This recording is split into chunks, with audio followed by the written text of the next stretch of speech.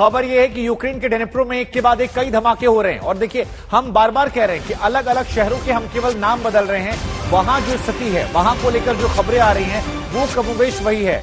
बड़ी खबरों में हर जगह वही तस्वीर आती कि फलाने शहर में एक और धमाका हुआ, उस शहर में एक और धमाका हुआ, और हर शहर में आपको मलबा नजर आएगा, बर्बादी के निशान नजर आएंगे। यानी कमोबेश कीव को अगर हटा दें तो पूरे यूक्रेन पर इस वक्त लगातार धावा जो है वो रशिया की तरफ से बोला जा रहा है। और ये अपने आप में यहां एक लोकतांत्रिक देश जिसका जिक्र श्वेता कर रही थी, क्या सही है रूस के हवाले से? क्या इस स्थिति से बचा जा सकता था? ऐसे बहुतेरे सवाल हैं जो इस वक्त पूरी दुनिया के जहन में आ रहे हैं तस्वीरों को देखने के बाद।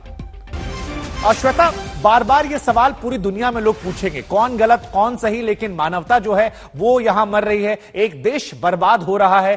फिर सवाल वही जिसकी गुंजाइश कम लग रही है, क्या इससे बचा जा सकता था? क्या अभी भी गुंजाइश बची है कि हम इससे बच सकते हैं? कोई ऐसा जरिया बातचीत का आपको लग रहा हो कि संभव अभी भी हो सकता है 17वें दिन के बाद?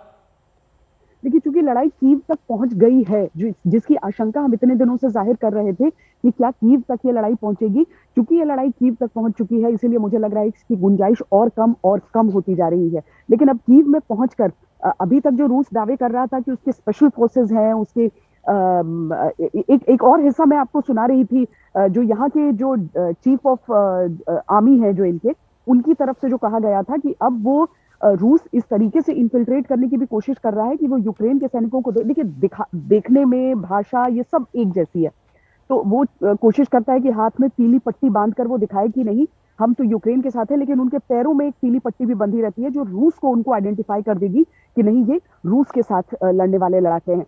तो ये सारी चीजें रूस की तरफ से की जा रही हैं। जो उसके जासूस हैं, उनके यहाँ पर शहर में इन्फिल्ट्रेट कर चुके होने की बात हो रही है।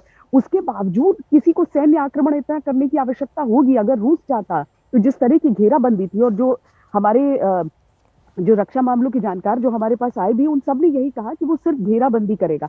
लेकिन घेराबंदी में आप आक्रमण कैसे कर रहे हैं इन सब रिहायशी इलाकों में? इन सारे घरों को आप ध्वस्त कैसे कर रहे हैं? ये बहुत बड़ी चिंता का विषय बन जाता है कि आगे आने वाले दिनों में क्या केवल जेलेंस्की को आपको अपदस्थ करना है, या उन्हें उनके पद पर बनाए रखते हुए उन्हें संविधान बदलने पर अगर मजबूर करना है? तो रूस तो एक शक्तिशाली देश है, उसके पास कई तरीके होने चाहिए थे इसके लिए। बिल्कुल श्वेता, आप बने रहिए हमारे साथ। हालांकि कई तरह के सवाल हैं जो लोगों के मन में आते हैं। अशरफ गनी गए थे, लोगों ने कहा गलत किया, जेलेंस्की रुके हुए हैं, इसको लेकर भी कई लोग कह रहे हैं गलत है, सही है। कुल मिलाकर कई बार परिस्थितियां ऐसी बन जाती हैं जिसको लेकर विश्लेषण करना जरूरी होता है, और इसलिए अलग अलग लोगों से हम बात कर रहे हैं।